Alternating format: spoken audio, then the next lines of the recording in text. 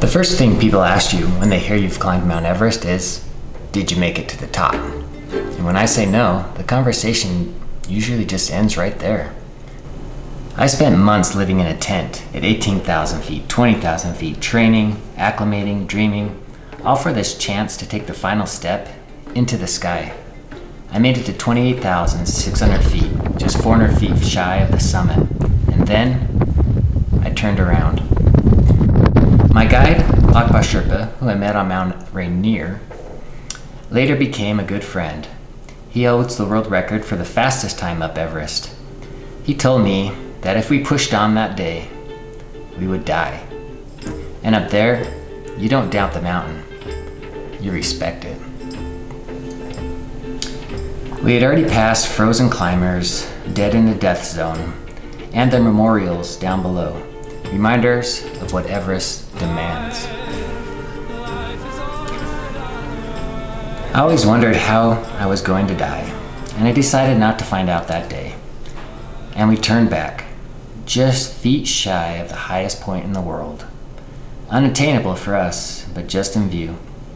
The reward of climbing is huge. The problem is, if you don't come back. My personal guide was Sarki, a Buddhist Lama from his village. He used to say, the summit is for the ego, and the journey is for the soul. And that line haunted me. It played on repeat over and over in my mind.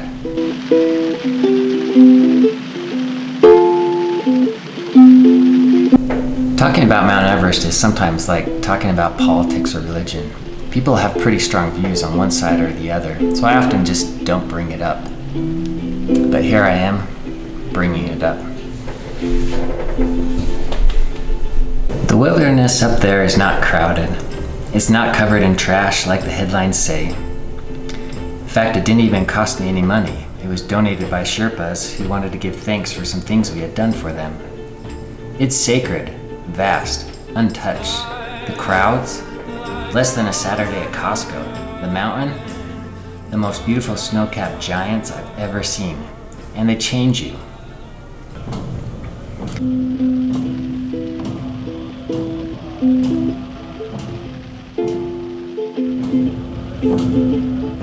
On this journey, I carried hundreds of Tibetan prayer flags.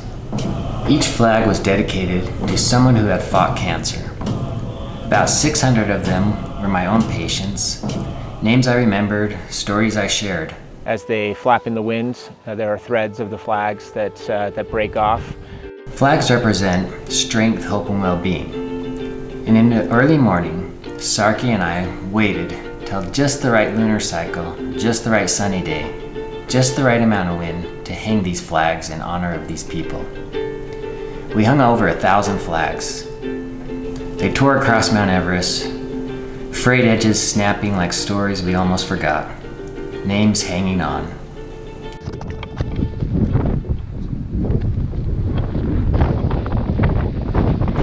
And the journey didn't stop just there. 100 climbers joined us to Everest Base Camp.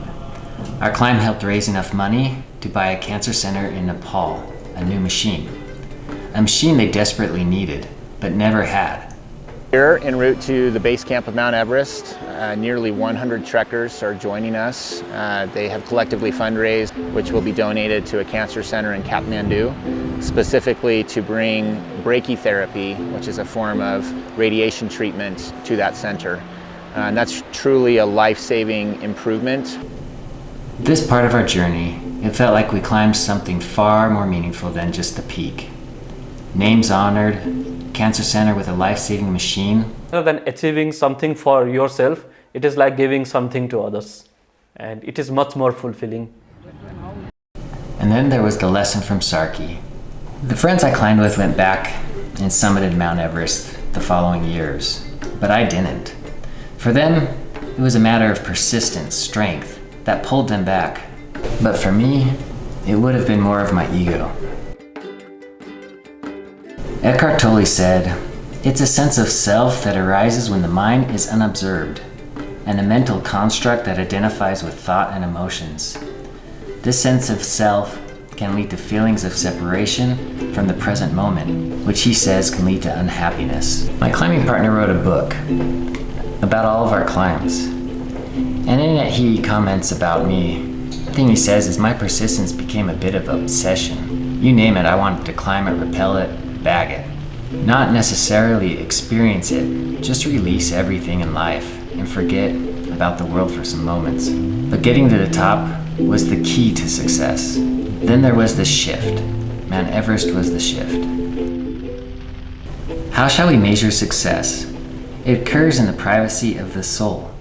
The moment you decide to release the work before exposure to a single opinion.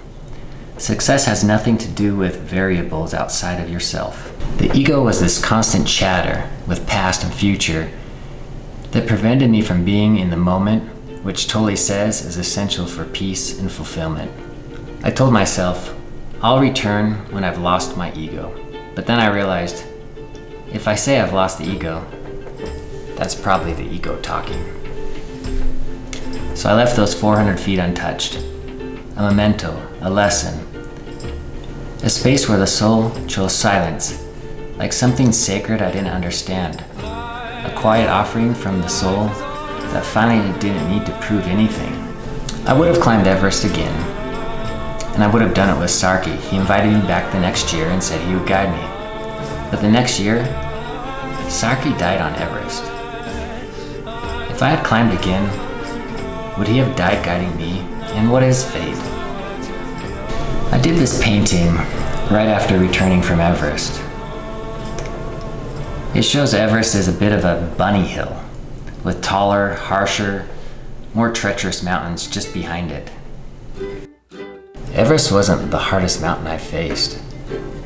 There are bigger ones, the invisible ones, the ones I see cancer patients climb every day, the kind that don't come with the base camps or oxygen tanks, the kind that don't always end in a view, just endurance. Everest was a release, a breath, a place to lay down the weight for a while, but life is the real mountain. And this is my fish in the sky moment. And turning around 400 feet from the summit didn't mean I failed. It meant I finally understood. Sometimes we climb not to conquer, but to connect. To let go and become small in the vast.